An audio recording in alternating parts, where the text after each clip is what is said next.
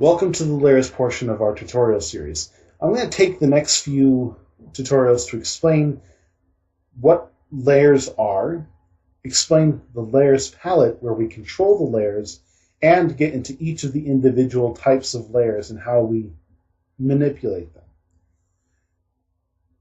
Layers in a photo editing program are images that you stack on top of each other to make a final image.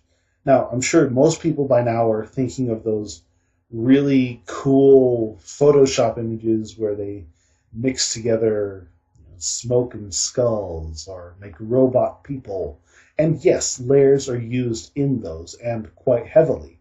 However, layers are used in more than just bizarre photo manipulation. Layers are used in actual photo editing, creating fake, what's it called, depth of field. Set the background is blurred while the person's in focus. They use it to adjust lighting, to recreate portions of an image that are destroyed, blurred beyond control, or something just went wrong. They're used in photo reparation. You have a torn photo, layers are used to bring them back together. They're extremely powerful, and they're used for a multitude of different things.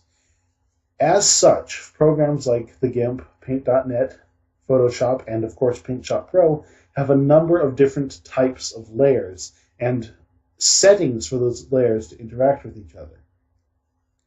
And that's what I have here. I have a small list of the different layers that are available to you.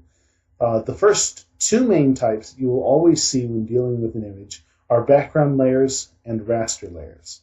When you first open up an image in PaintShop Pro, it will open it up in a background layer. A background layer is a layer that does not allow transparency. So you can't erase a portion of an image and have it be transparent for like a website or something. You can't do that with a background layer. A raster layer is like a background layer, except that it does allow transparency. Now, both background and raster layers hold raster data, which is individual pixels of color arranged in a matrix to create the image. Vector layers, they hold vectors, which is paths, shapes, and text. What these are mathematically defined graphics. It uses mathematics to define how big, how much, everything. You can resize vector layers big and small without losing any quality at all. With raster images, you can't do that.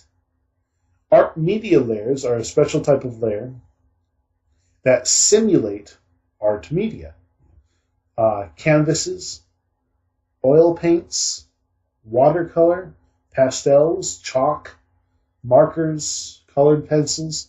It fakes all of this information for you, and it makes it look like you're doing it on an actual canvas. This is really great for anybody who wants to imitate a painting or something like that. Next, we have layer groups. Layer groups, think of a layer group as like a folder containing layers of images. So it's nicely organized, it's off to itself, and you don't have a hugely cluttered layer palette.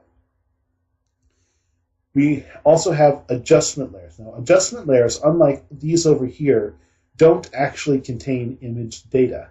What they do is they adjust all of the layers beneath them using their individual adjustments, like brightness and contrast, color balance, curves, hue, saturation, invert, solarize, threshold. It has all of these different types of adjustments, but it doesn't actually touch the image at all.